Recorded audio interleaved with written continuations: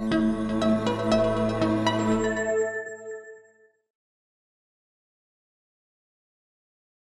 névralgie du trijumeau est une maladie très invalidante, causée par des douleurs très intenses, décrites comme des décharges électriques fulgurantes, qui irradient souvent dans la mâchoire supérieure, parfois dans la mâchoire inférieure ou parfois même dans l'œil.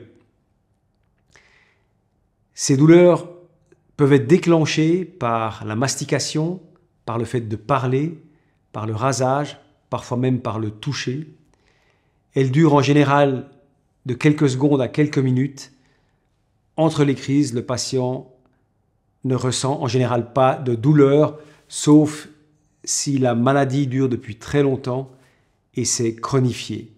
Les patients peuvent ressentir jusqu'à 100 crises par jour, ce qui réduit leur qualité de vie de manière significative. Il convient tout d'abord de procéder à une évaluation neurologique pour comprendre la cause de cette névralgie, puis d'instaurer un traitement médicamenteux. Si les douleurs persistent malgré les traitements, ou si le patient tolère mal les médicaments, il convient alors de proposer une option thérapeutique neurochirurgicale. Une cause souvent identifiée de la névralgie du trijumeau est un conflit vasculo-nerveux, c'est-à-dire un conflit entre un vaisseau, en général une artère, et le nerf trijumeau. Ce diagnostic se pose sur une IRM. Ce conflit, avec les pulsations de l'artère, conduit à des micro-lésions de la gaine du nerf trijumeau, et ces micro-lésions provoquent les crises douloureuses. Si les conditions du patient le permettent, le traitement de choix est une décompression microvasculaire.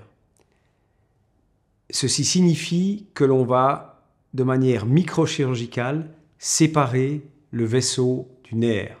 Cette opération nécessite une petite ouverture de la peau et du crâne derrière l'oreille, du côté affecté, et sous microscope, on atteint le point où l'on voit le conflit vasculo-nerveux. De manière microchirurgicale, on va séparer le vaisseau du nerf et on va interposer entre les deux un coton de téflon qui permettra de garder le vaisseau séparé du nerf. En d'autres termes, qui gardera le nerf isolé du vaisseau. Les taux de succès de cette opération sont excellents, 90% immédiatement après l'opération et environ 70% après 10 ans.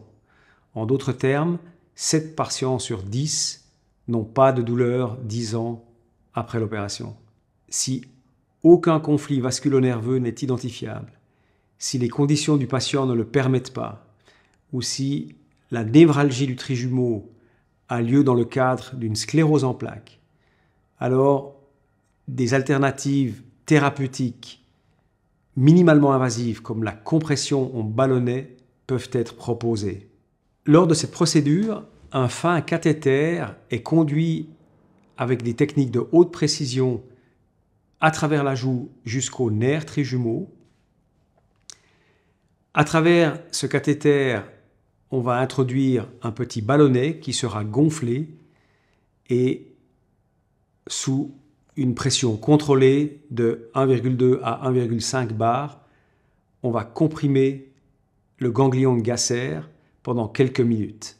Le but de cette compression est d'enlever la douleur tout en préservant au mieux les fibres de la sensibilité du visage.